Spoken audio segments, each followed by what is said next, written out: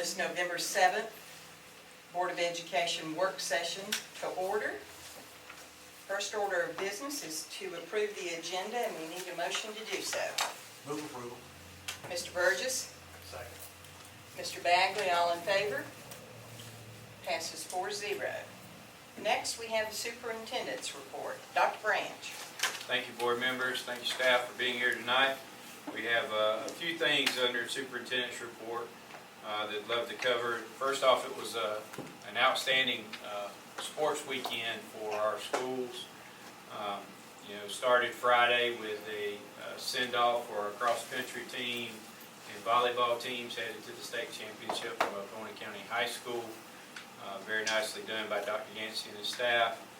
I want to thank them for their efforts on that. And then when the teams got over to their respective competitions, Oconee County boys cross country won the state championship. The girls were state runner-up. The Oconee volleyball team was also state runner-up. And North Oconee's girls were also competing in the cross country, and so they got 9th place. Many great teams there competing. So kids did an outstanding job representing themselves, our community, and our schools, and I want to thank those coaches and kids for the hard work that they put in. Also had North Oconee complete football team complete regular season undefeated and take the region championship.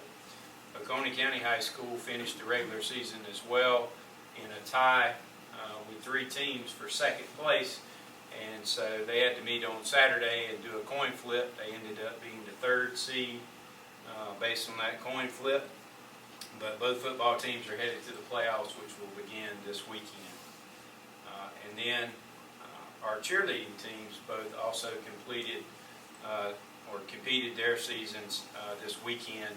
And they're heading to the state championship. North Oconee won its region in cheerleading, and Oconee County High School, I believe, got 3rd place, and so both of those will get to advance on to the state championships. So lots of great things going on in fall sports, and as all of our administrators would tell you, those are still going, but we've also begun our winter sports, and basketball, swimming, and wrestling are underway. So lots of opportunities to come out and support our young people, and so just want to celebrate those teams and the good work that they're taking place. And also thank the board for your support of the athletic teams, the enhancements to athletic facilities, and the different things that we've done over time for those teams and continue to study to improve.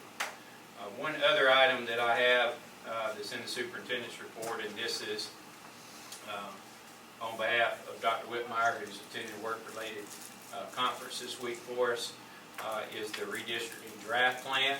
You know that Dr. Whitmire led the team to review that plan, and we began with a formal proposal to you for consideration in the community in September. And since that time, have had listening sessions, have had Google Doc that allowed anyone to share any thoughts that they had, that board members have had access to.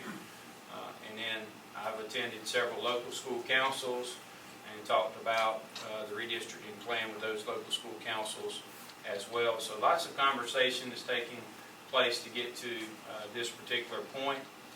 And so just want to run over the highlights of the plan. It is first and foremost done to populate Dove Creek Middle School, rather, our brand new middle school that will be taking place. And so that is the onus of the plan. Once we decided in strategic planning many years ago that our school sizes needed to be 750, 1,000, and 1,500 at that point in time, they were a decision made to build Dove Creek Elementary and now Dove Creek Middle School. So just some highlights. Of course, we're pleased that 92% of the students and families are not touched by this plan. There are 8% of student and families impacted.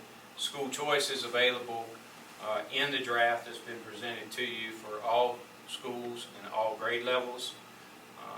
Elementary schools are balanced for future growth, and feeder schools and attendance zones for North Oconee and Oconee County High School remain the same. So those attendance lines for North and OC were not touched. And so we are asking that the board look at this item next week and as an action item and vote the draft plan into action. That would allow us then to take the next steps of communicating with families about school choice and beginning to prepare to deal with staffing and other items that are there. So that is just a quick update on the draft plan. I know you guys are very knowledgeable about that at this point, but if there are any questions, certainly can answer those. Jason, remind me, when would the school choice process open up after the lines are redrawn? So if the board approves the draft plan or some plan that you deem appropriate on the 14th, the staff's plan is to begin the school choice, and I believe Dallas is going to present on that a little bit tonight, but it'll be within the next week. Okay. Anyone else? That concludes. Thank you, Dr. Branch. Next on our agenda is presentations and discussions. First, we have teaching and learning. Welcome, Dr. Stansel. Thank you. Good evening, board members. The November 2022 Teaching and Learning Report contains 7 items of information and no action items. The first item of information is the REACH Scholarship. 4 8th grade students recently participated in a REACH signing day ceremony to officially become Georgia REACH Scholars for the class of 2027. The REACH Georgia program is a needs-based scholarship in which students sign a contract to maintain a certain grade point average, meet regularly with both an academic coach and a mentor, and graduate from both high school and college. Each of these students will receive a $10,000 scholarship upon graduating high school to attend a Georgia HOPE-eligible post-secondary institution. This year's scholarship recipients are the following: Michaela Williams from Oconee County Middle School, Robert Evans from Oconee County Middle School, Tracy Toney from Malcolm Bridge Middle School, and Koji Salas from Malcolm Bridge Middle School. REACH is a public/private partnership and requires the support of our local business community. We would like to thank Bank South, Oconee State Bank, Athens Ford, Walton EMC, and Peach State Federal Credit Union for their financial donations to make these scholarships possible. I would also like to thank Beth Parks for her work in making this possible for our students. The second item of information is an update on the 2022 ACT results. The first chart illustrates that Oconee County schools earned a 23.8 ACT score, which is well above the state score of 21.6 and the national score of 19.8. The second chart shows the number of OCS test takers from the class of 2022.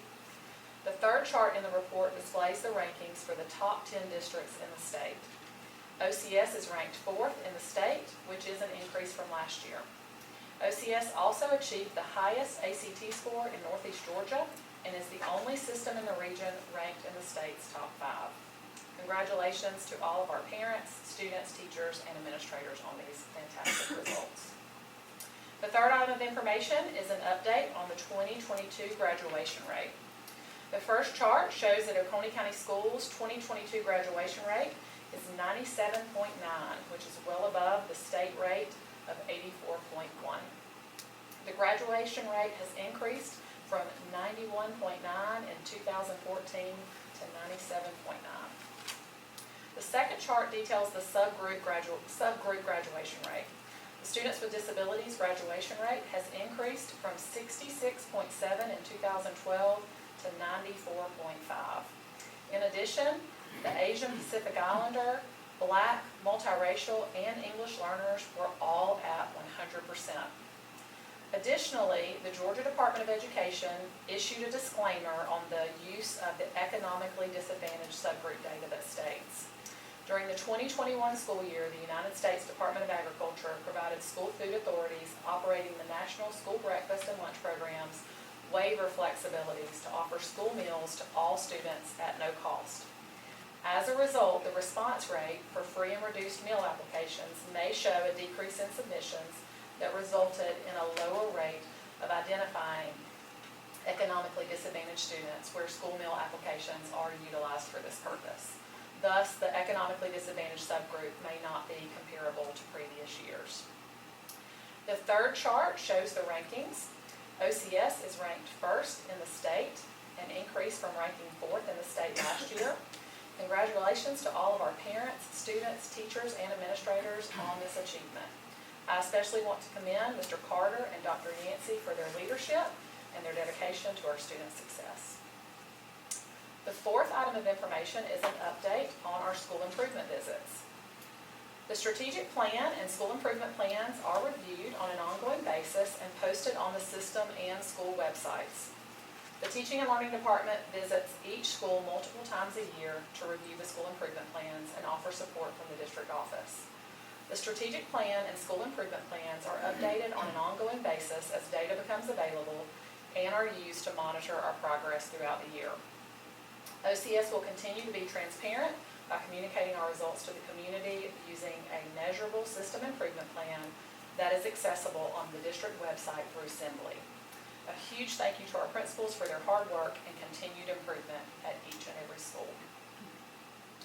I've got some pictures of those school improvement plans, visits. The fifth item of information is an update on our upcoming Cognia accreditation and strategic planning process. Oconee County Schools will engage in our Cognia accreditation review in February of 2023. Once this is complete, we will begin our next strategic improvement planning process, which follows a continuous improvement cycle where we ask the following 5 questions. Who are we? Where are we now? Where do we want to go? How will we know when we have arrived? And how do we plan to get there? This process begins with a community engagement session that will occur in the fall of 2023. The sixth item of information is an update on the new math standards of excellence. The newly adopted mathematics content standards will be implemented in the 23-24 school year. The first administration of assessments aligned with the new math standards will occur in the winter of 23. The 21-22 and 22-23 school years have been dedicated to teacher training on the new standards with implementation with students to follow in 23-24. A huge thank you to Jennifer Adams and Andrea Pender for their work with teachers and administrators kindergarten through 12th grade to prepare for this implementation. And last, our seventh item of information is concerning a new student information system for Oconee County Schools. Oconee County Schools is seeking proposals for the implementation of a new student information system. The system contains demographics, grades, attendance, assessment data, discipline information, master schedule and class scheduling information, teacher gradebook, and parent-student portal capability. The system houses data for 8,549 active students and over 19,665 inactive students. Technology has been working with teaching and learning to find the best student information system for our system. We have also engaged school-level administrators and other staff to help with this process. And that concludes my report unless there are any questions. Any questions? How does this replace Power School, or is it? Our current student information system is Power School. Anyone else? Will this, can you talk just a minute about the enhanced capabilities that this new student information system will give us that Power School doesn't currently have? So we're looking at several systems that will meet our needs for years to come. So we have had Power School since FY00.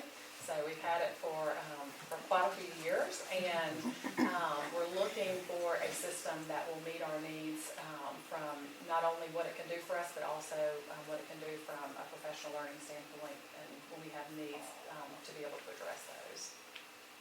Okay. So the capabilities will be beyond just the grading systems and those components of Power School, but the professional development piece is a piece that we don't currently have that we would hopefully get in a new system. That's correct. Yeah. Okay. Apparently there must be some pretty good systems out there that other schools are using that look like they are going to be good objects of consideration. That's correct. We're looking at other other systems that are used in the state of Georgia and what's most predominantly used by most school systems and what those systems can offer us. Does this system integrate with any of the other HR or financial systems that we have, or is it separate and distinct from those? So we're looking for a system that will be able to better integrate with all of our current platforms, including Canvas, our learning management system. That's good. I've been through that a couple of times in my life where we built new student information systems or purchased new student information systems. And if you can integrate those or get systems that will integrate with those, the benefits of that, it may not be obvious today, but 5 years from now they'll become more obvious, and it will make a lot of people's life easier. So I would encourage you to you guys to work hard at that and find the right system that does that integration if it exists without too much modification. Yes. Is the timeline for next school year The implementation? timeline would be for next school year.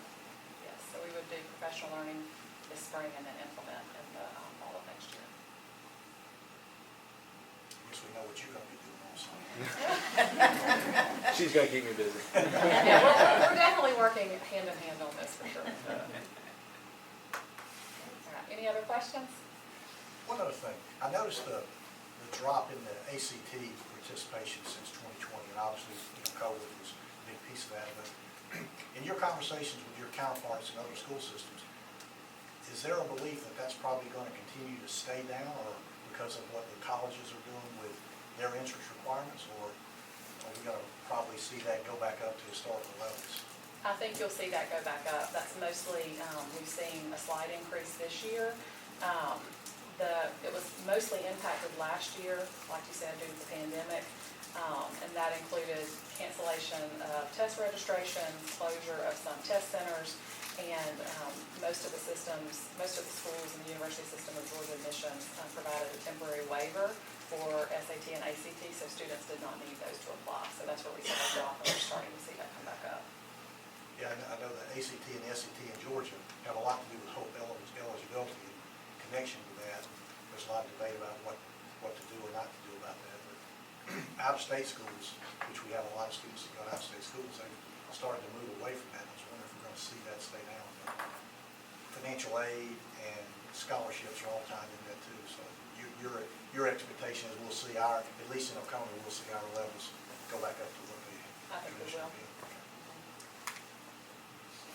Anyone else? Thank you, Dr. All Stansel. right, thank you. Next, we have technology. Mr. Ryan White. Welcome. Thank you, ma'am. Good evening. I want to thank Susan and her team and the principals for providing their time with the student information system review and for allowing their staffs to come as well. The Oconee County Schools Division of Technology Services November 7th, 2022 Board of Education report contains 2 items of information and 1 action item for the November 14th, 2022 Board of Education meeting. The first item of information is new network management software. Our current wired and wireless network is managed using servers and wireless controllers. This equipment is reaching end of life. Aruba Central is the standard replacement for this equipment. If approved, we will migrate our network equipment during the summer of 2023. This project will be paid for using E-rate and general fund. Technology will have this as an action item at the December 5th, 2022 Board of Education regular session. The second item of information is audio enhancement. The board previously requested additional information on audio enhancement for all elementary schools. Oconee County Schools currently has audio enhancement in 3 out of 7 elementary schools. Dove Creek, Oconee Elementary, and Oconee Primary currently have these systems. The superintendent's recommendation will be to provide classroom audio at Collin Ferry, Malcolm Ridge Elementary, and Rocky Branch. High Shoals will also get classroom audio and a new intercom system as well. Their current intercom was put in 2008, so it's getting to be time for it to be replaced as well. Audio enhancement will continue to honor the request for proposal pricing that was approved by the Board of Education at the April 18th, 2022 regular session. Technology will have this as an action item at the December 5th, 2022 Board of Education regular session. This project will be paid for using a combination of ELOS and general fund. And the last item is an action item, is our surplus list. These items have been identified as surplus based on our technology replacement cycle. The superintendent's recommendations for the Board of Education to approve this surplus list at the November 14th, 2022 regular session. This concludes the Division of Technology Services report, unless there are any questions. Any questions? I assume they'll honor that price until you complete with all installation. That's correct. They don't have any kind of deadline, they just send us and let us. That's correct. Yes, sir.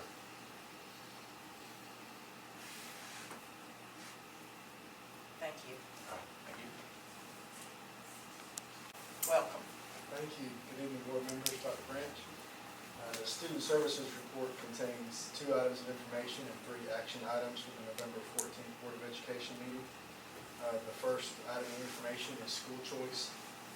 And obviously, pending any board action that would affect this, the timeline for school choice would open on November 18th. So the afternoon of November 18th, everybody in the community would receive an email directly from me explaining the school choice process and how to access the application.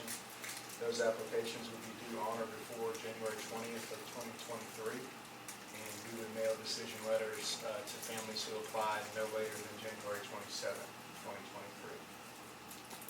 The second item of information is a school nutrition update. Pleased to report that when compared to October of 1920, breakfast participation increased 1.72% and lunch participation increased 3.43%. The first action item is a North Oconee field trip. FBLA would like to travel to Orlando, Florida, November 17th through the 19th. And the second action item is NOHS lacrosse would like to travel to Anderson, South Carolina on March 23rd, 2023. And the third action item is the Oconee High School and Oconee County Middle School chorus programs would like to travel to New York, March 31st through April 3rd, 2023. And the superintendent's recommendation is to approve those trips as presented. And that concludes student services, unless there's any questions. I have a question about school choice. If a family moves in after the January 20th deadline, do they have an option, or will they go to the school that they are zoned? They would go to the school that they were zoned, and then they could apply when the next window opens. Okay, so the following year. Yes, ma'am. Okay, thank you. Anyone else? All right, I'm going to ask Mr. Ricketson to come and deliver the operations report.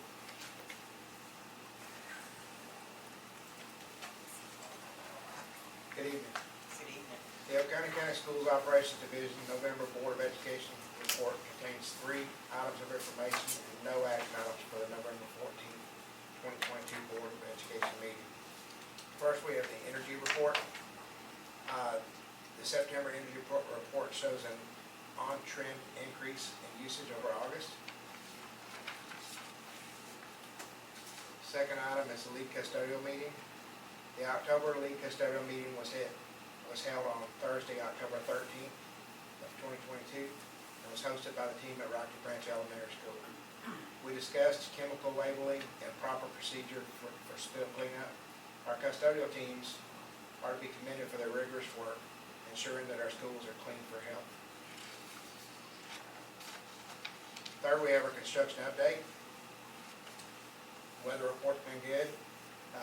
Great weather, we continue to cooperate, as we continue to cooperate with us, and the contractor has made tremendous progress over the last month.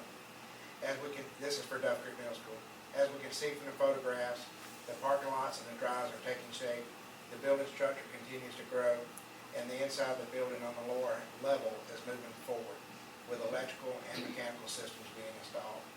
And we even have the first coat of paint going on in the lower level downstairs. So they're doing really great. Oconee Primary, Oconee Elementary, Oconee High modifications project. Preliminary work has begun as we work through the submittal process and are ordering materials. We're working towards having the necessary materials on hand so that we can begin the work as soon as class is dismissed for the summer break.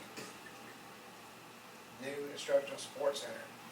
We've submitted additional paperwork to the city of Watkinsville on November the 4th. It's currently under review, and we've been placed on the agenda to present the request to the city council on December the 21st. The design team is working diligently to get the construction documents completed, so that we'll be ready to go, ready to advertise for proposals in early 2023. Finally, Malcolm Ridge Elementary School, the design team has been to the school to confirm current conditions and are now working on the contract documents. We're working towards advertising for proposals for this project in early 2023 as well. And that concludes the report for operations, unless there are any questions. Any questions? Thank you. Thank you, Fred.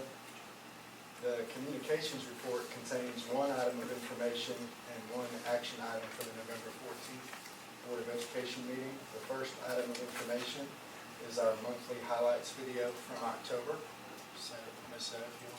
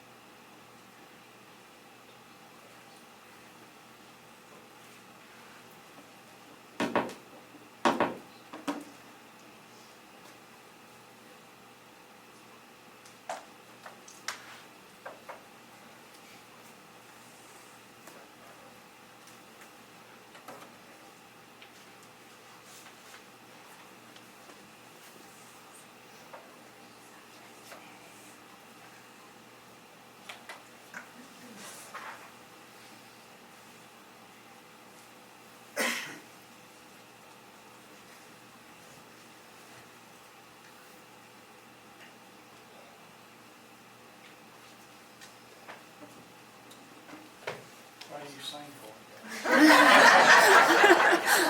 Apologize for the technical difficulties there.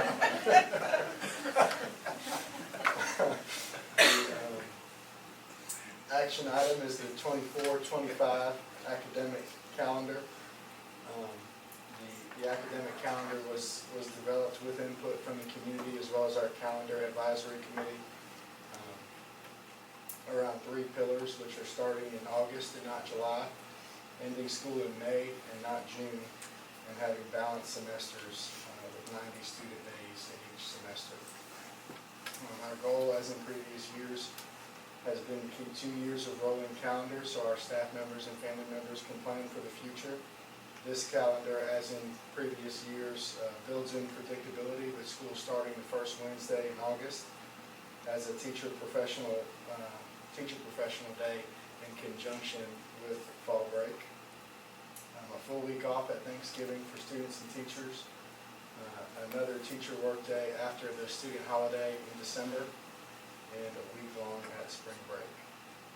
This concludes the communications report unless there's any questions. If I'm looking at this correctly, teachers and students won't come back till January the 7th after Christmas. Am I looking at that right? Yes, ma'am. Wow. That's a nice break. I guess the difference is it doesn't start until right before Christmas does. 2-week break starts the day before Christmas Eve. Oh. That's not good. Hope nobody needs to cook. But looking at this calendar, it looks very similar to last year's and the year before in terms of the days of each month. I mean, the dates are different, but in terms of each month kind of having the same schedule, it looks very similar. Am I missing something? Yes, sir. Very consistent with previous years. And I heard you say it had 90 days, so you counted 180 days in here. Yes, sir. We'll be counting again before we The superintendent's recommendation is to place the academic calendar on the table next week for public review and comment to be voted on at the December Board of Education meeting. Any comments, questions? Thank you. Thank you.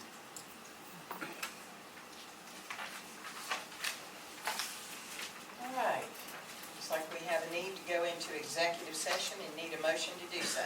I make a motion that the board will adjourn to executive session to discuss or deliberate upon personnel matters as described in the affidavit to be attached to the